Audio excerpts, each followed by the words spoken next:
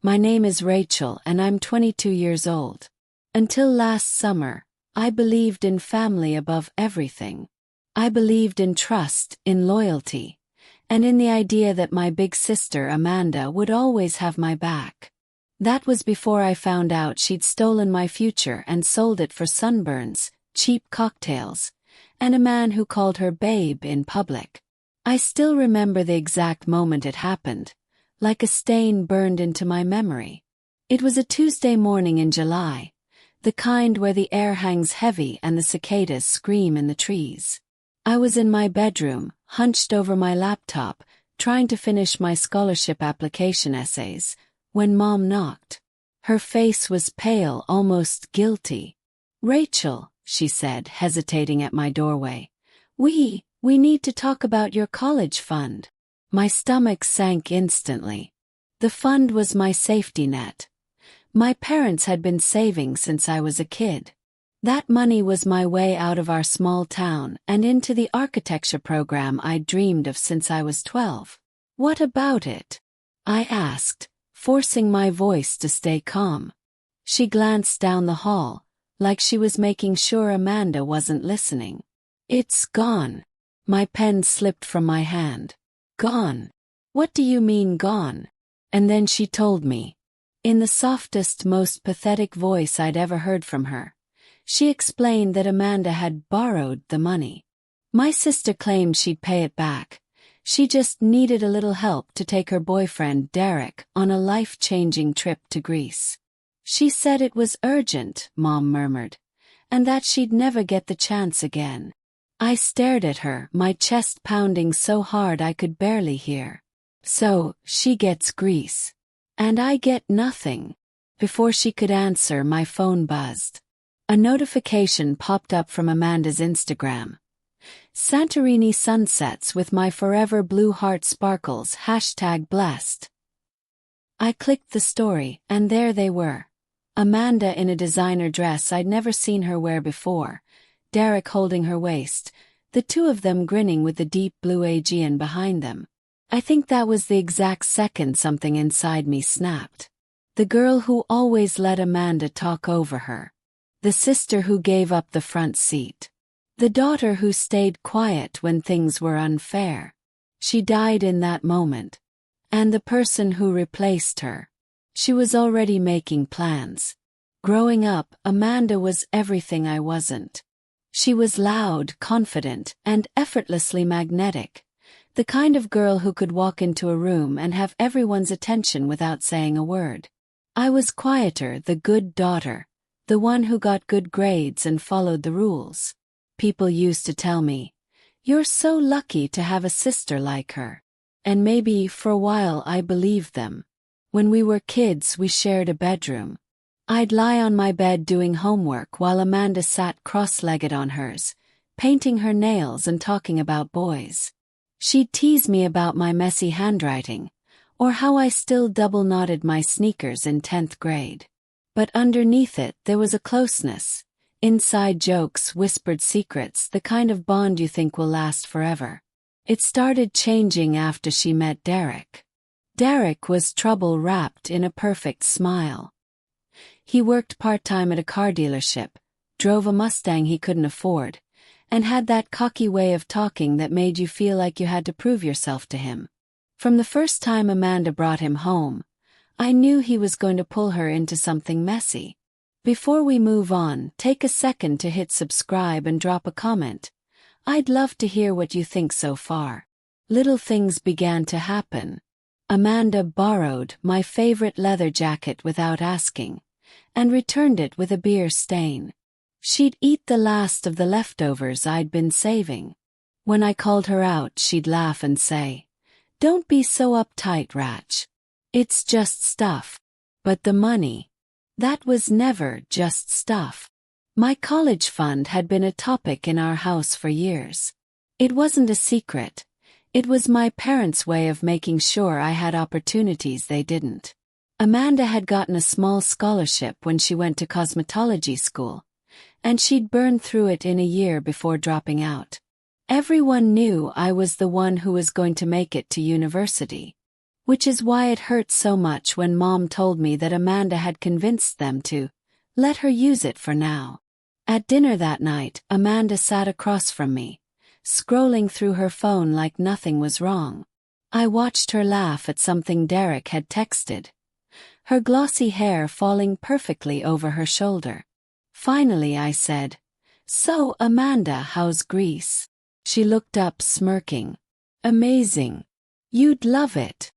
"That's funny," I said, my voice low, "because I don't remember agreeing to send you there." Dad shot me a warning look, but Amanda just leaned back, still smirking. "Relax, Ratch. Just money.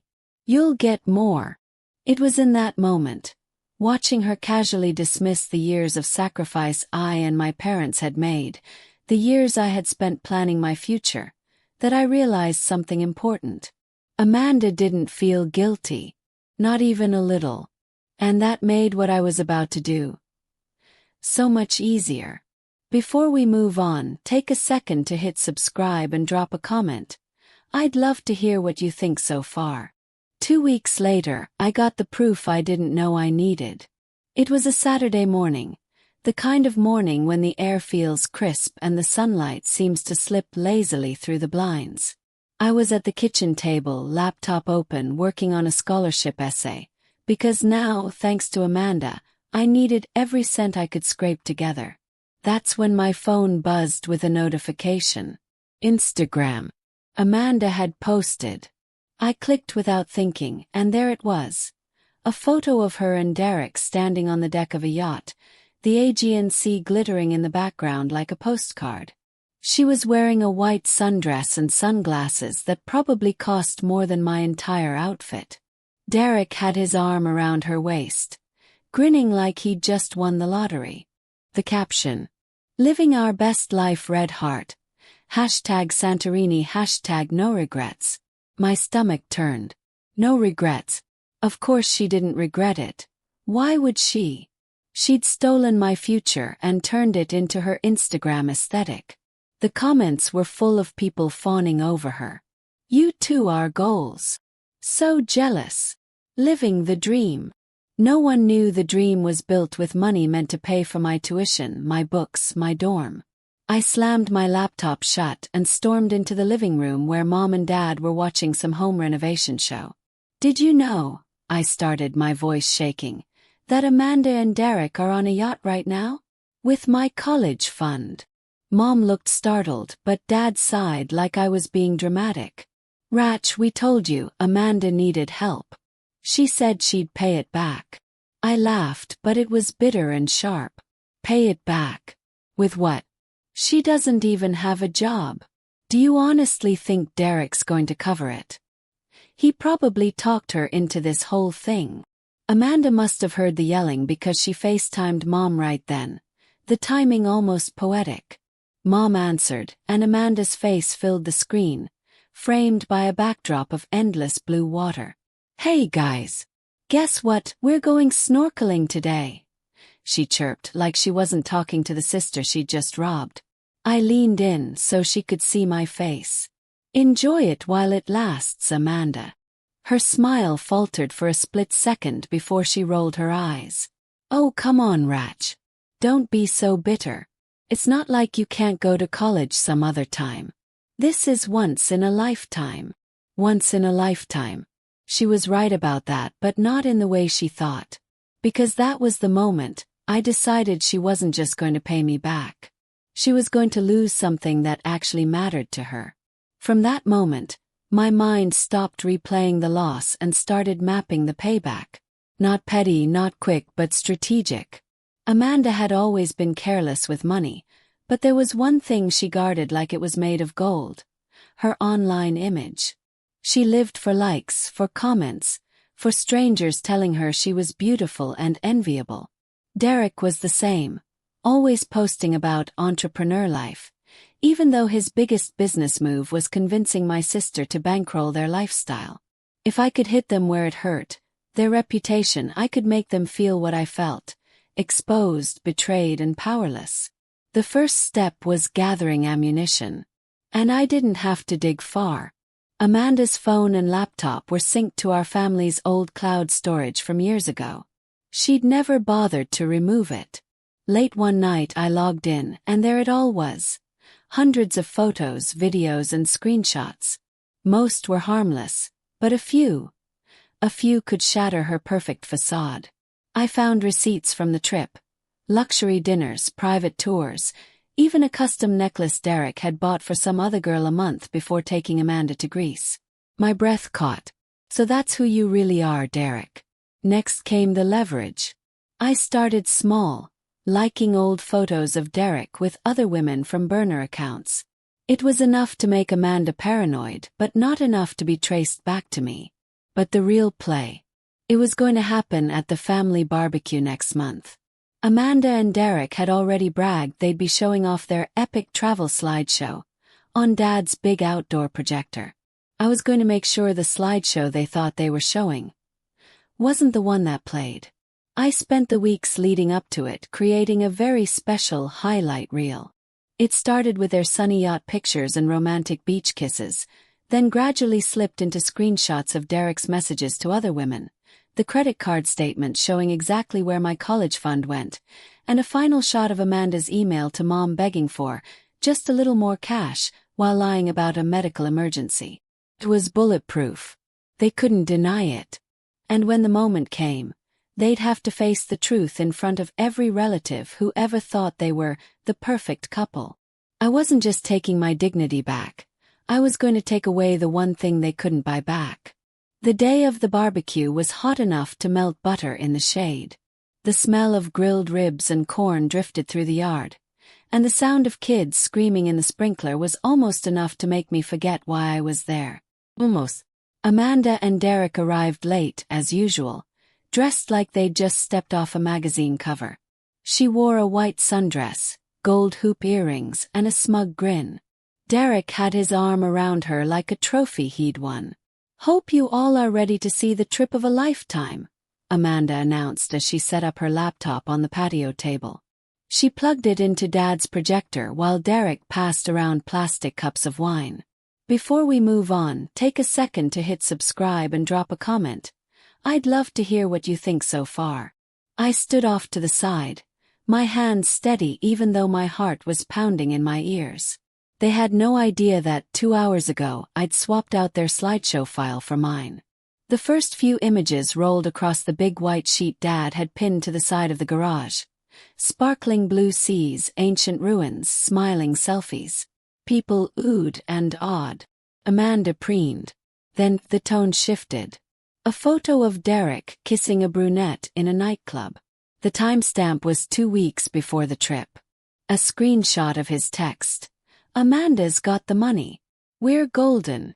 Gasps rippled through the crowd. Amanda froze, her wine halfway to her lips. Derek's jaw tightened, but he tried to laugh it off. "That's, not." Next slide. Receipts.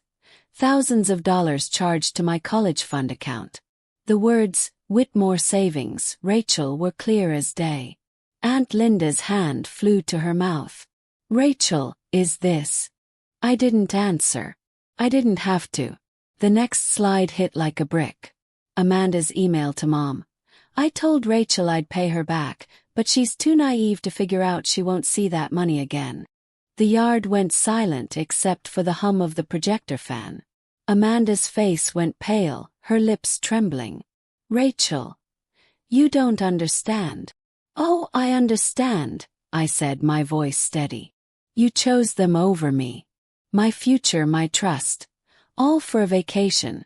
So, I took something you valued more than money." Derek pulled the plug on the laptop, but it was too late. The damage was done. People were already murmuring, shaking their heads. The perfect image they'd built over years had just been burned to the ground in under 5 minutes. They left without saying goodbye. In the weeks that followed, Amanda avoided the family. Derek's social media went dark. I heard through the grapevine they'd split. Apparently, Derek didn't like being with someone everyone knew was a liar. As for me, I reapplied to college. It'll take me longer to get there now, but I'll get there. And this time I'm paying my own way. Because the truth is, sometimes revenge isn't about ruining someone. It's about reclaiming the part of yourself they thought they'd stolen forever. And I got all of me back. They thought my silence meant they'd won. That I'd sit back and let them sip cocktails on a beach bought with my future. But when the truth hit them in front of everyone they respected, I watched their pride shatter. And I didn't feel sorry. Not for a second. My life's moving forward now. And theirs will always have that stain. If you've ever been betrayed and come back stronger, hit that subscribe button and join me here for more stories where the truth finally wins. If this story hit you in the heart, don't just scroll away. Subscribe now and join me for more real, raw stories where betrayal meets justice, and the truth finally comes out. Every day we shine a light on what they thought would stay hidden. And trust me, you won't want to miss what's coming next.